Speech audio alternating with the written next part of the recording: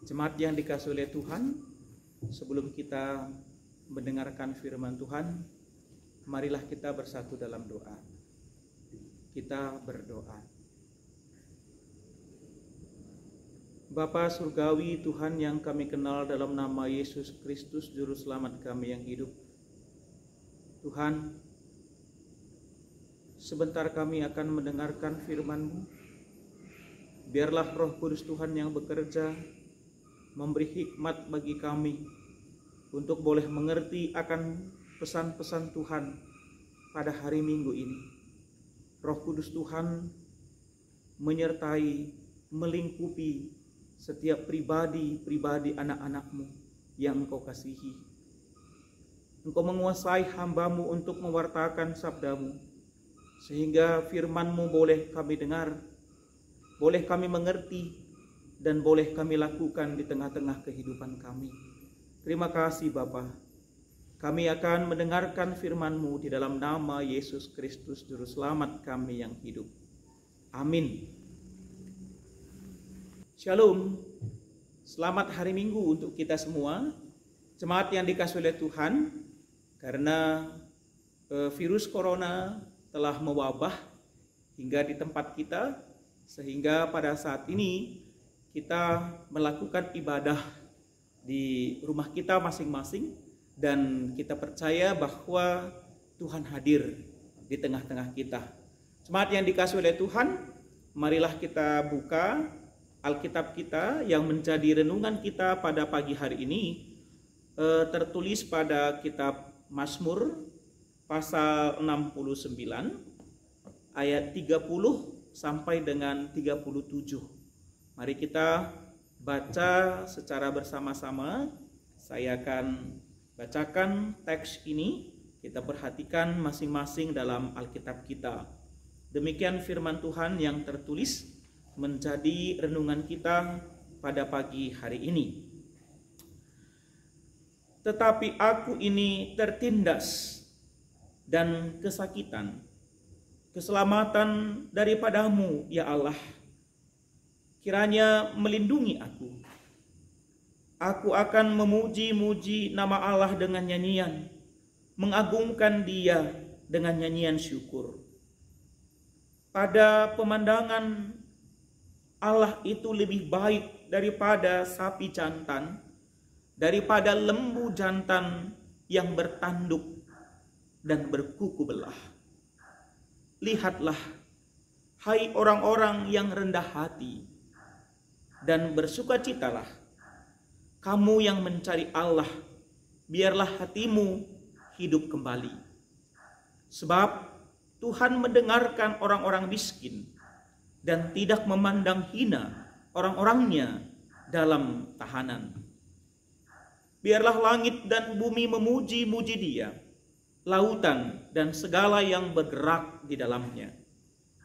Sebab Allah akan menyelamatkan Sion dan membangun kota-kota Yehuda, supaya orang-orang diam di sana dan memilikinya.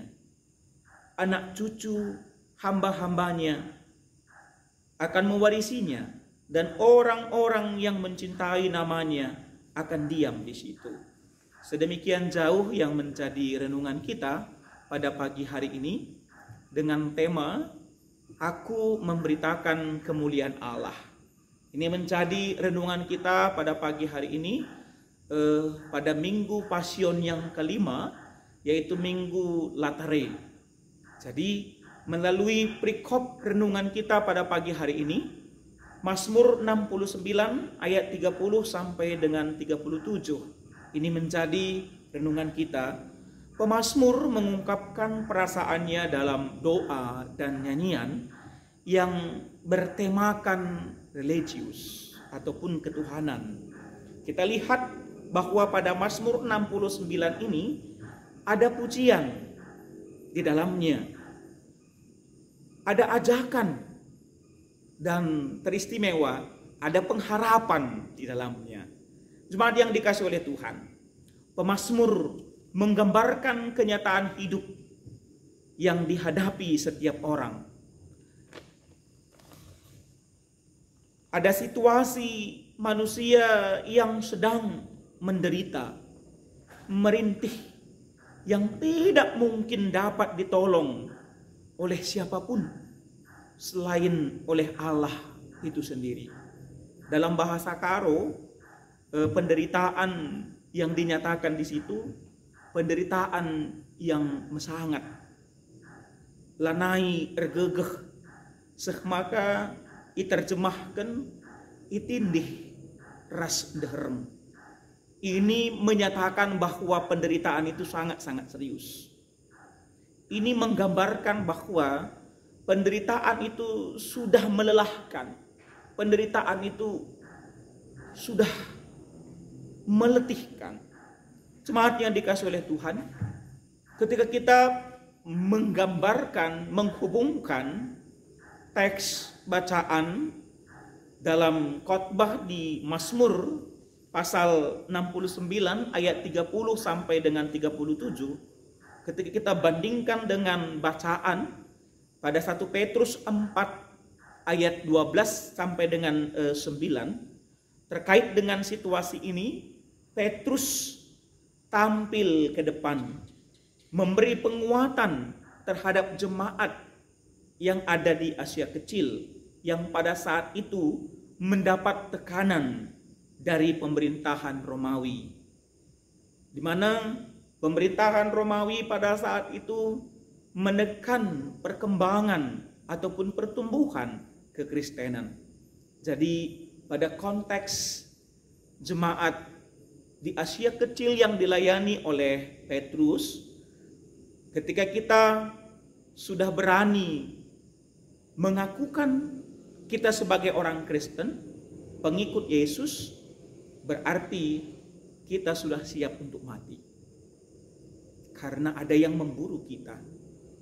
Jadi apa yang digambarkan oleh Mazmur pada Mazmur 69, ini ada kaitannya dengan keadaan di jemaat di Asia Kecil. Bisa kita bandingkan bagaimana penderitaan mereka pada saat itu. Bagaimana Petrus memberi penguatan terhadap jemaat di Asia Kecil pada saat itu. Luar biasa. Ternyata Petrus sama seperti Mazmur Daud pada saat itu bergerak di bidang religius, ketuhanan. Petrus selalu berpikir secara ketuhanan, sehingga Petrus memberi penguatan pada ayat ke-13, bersukacitalah sesuai dengan bagian yang kamu dapat dalam penderitaan Kristus. Berarti Petrus sedang memberi penguatan kepada jemaat di Asia Kecil pada saat itu, membandingkan penderitaan yang ia alami dengan penderitaan Kristus. Ketika kita membandingkan penderitaan kita pada saat ini dengan penderitaan Kristus mati di kayu salib, tentunya kita bersyukur, tentunya kita bersukacita.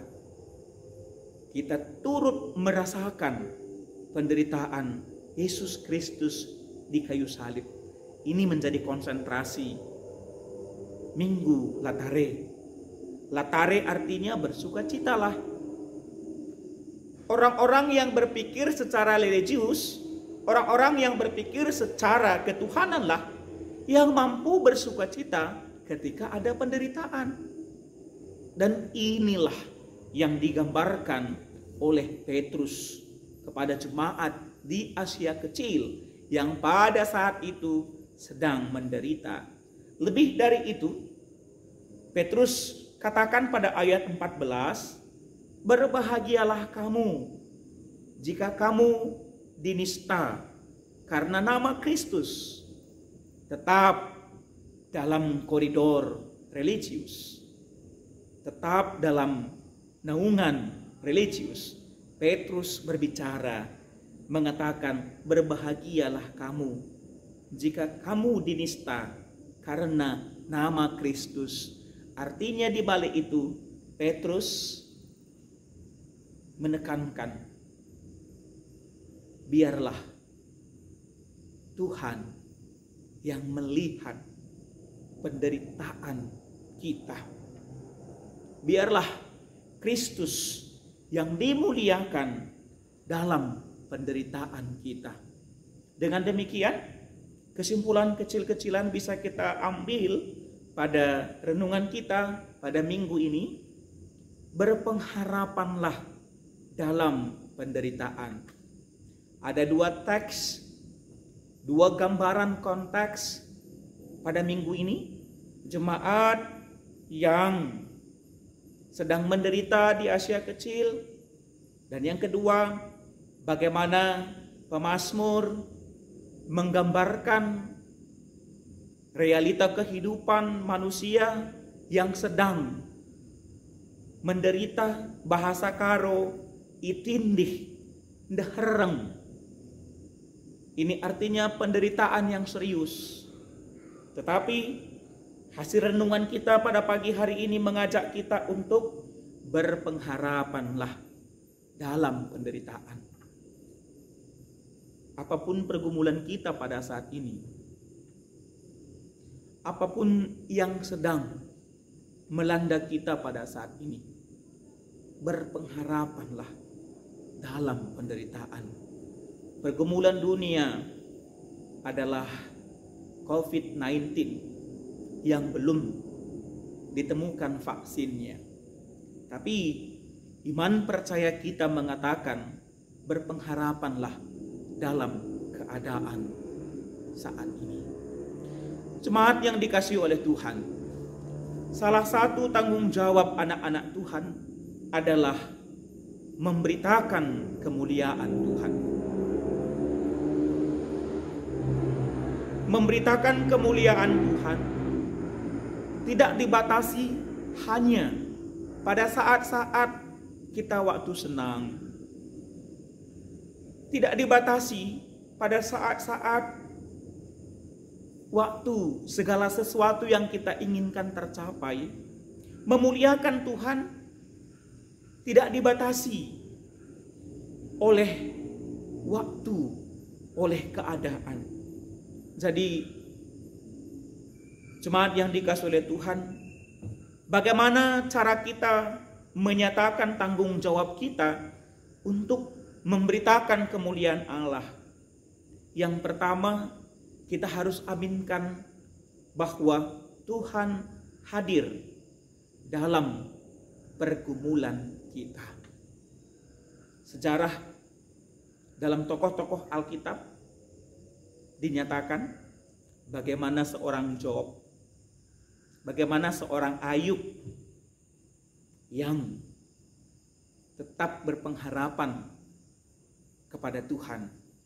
Orang yang terdekatnya menggoda, sahabat-sahabatnya, bahkan istrinya sendiri menggoda Ayub untuk meninggalkan Tuhan.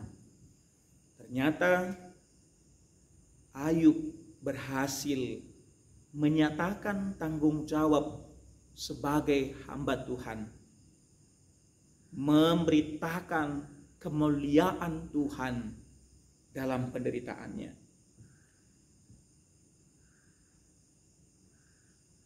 Jemaat yang dikasihi oleh Tuhan, kita aminkan bahwa Tuhan menolong manusia sebagaimana pemazmur dalam Mazmur 69 ini menggambarkan, menyaksikan bahwa Tuhan mengubah penderitaan menjadi nyanyian pujian yang indah. Mengubah penderitaan menjadi nyanyian pujian yang indah. Memang peristiwanya tidak sesingkat ketika kita ungkapkan, ketika kita ucapkan. Tetapi pemazmur juga memiliki proses yang cukup panjang. Ketika pada saat pemazmur ini menderita dan pemazmur berserah, berharap kepada Tuhan. Akhirnya, endingnya, penderitaan menjadi nyanyian pujian yang indah. Bukan saja untuk pemazmur, tetapi hingga pada saat ini menjadi harapan yang baru bagi jemaat Tuhan. Sehingga Mazmur 69 ini menjadi gambaran pribadi yang berpengharapan kepada Tuhan.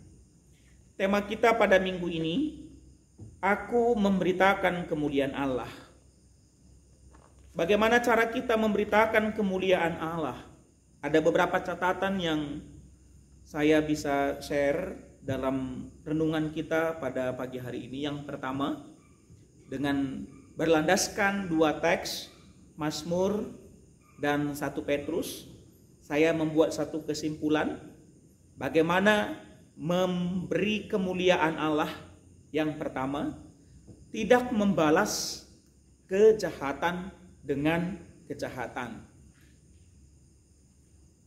Jemaat di Asia Kecil bertumbuh menjadi besar walaupun ada tekanan.